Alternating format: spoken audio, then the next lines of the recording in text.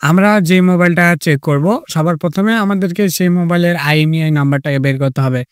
IMEI number মূলত আপনি ২ টা উপায়ে বের করতে পারবেন। একটা হচ্ছে সেটিংস থেকে অ্যাবাউট ফোন সেকশনে গেলে আপনি কিন্তু আপনার কাঙ্ক্ষিত সেই মোবাইলের ২ টা IMEI কোড পেয়ে যাবেন।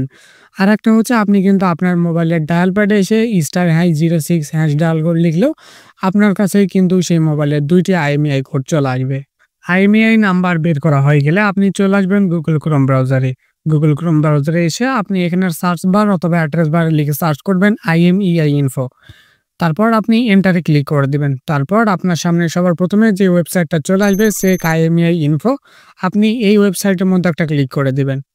তারপরে আপনি সবার উপরে এখানে একটা বক্স দেখতে পাচ্ছেন। আপনি এই বক্সে আপনার মোবাইলের যেকোনো একটি IMEI নাম্বার এখানে লিখবেন অথবা আপনি এখানে কপি করে নিয়ে পেস্ট করে দিবেন। অলরাইট, তো আমি এখানে একটি IMEI নাম্বার দিয়েছি। তারপরে এখান থেকে চেক IMEI এই অপশনে একটা ক্লিক করে দেব। এই অপশনে ক্লিক করে দিলে আপনি কিন্তু আপনার মোবাইলের মডেলটাকে এখান থেকে দেখতে পারবেন। এখান থেকে আপনি একটু স্ক্রল ডাউন করে সবার নিচের দিকে আসবেন। নিচের দিকে আসলে আপনি এখানে দেখতে পারবেন লস্ট ডিভাইস চেক। আপনি এই অপশনে একটা ক্লিক করে দিবেন। তারপর আপনার সামনে কিছুক্ষণ লোডিং হবে। লোডিং হওয়ার পর আপনার সামনে এইরকম একটা ইন্টারফেস চলে আসবে।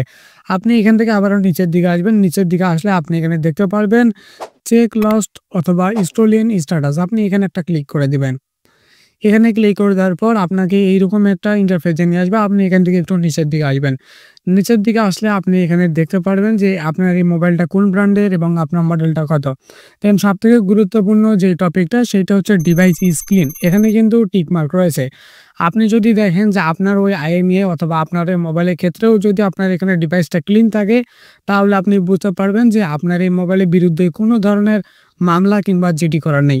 এখানে কিন্তু ডিভাইস ইজ ক্লিন এই অপশনটা টিক মার্ক করা থাকবে আর রিপোর্টেড এই অপশনটা কিন্তু ক্লোজ থাকবে। এই দুটো অপশন যদি ঠিকঠাক থাকে তাহলে আপনি বুঝে নেবেন যে আপনার ওই মোবাইলের বিরুদ্ধে কোনো ধরনের চুরির মামলা কিংবা চুরি কোনো জিডি করা নেই। আপনি চাইলে সহজেই সেই মোবাইলটাকে পারচেজ করে ব্যবহার করতে পারবেন। সো এভরিওয়ান, এই ছিল আমাদের আজকের ভিডিওটি কেমন লেগেছে সেটা কমেন্ট করে জানাতে ভুলবেন না।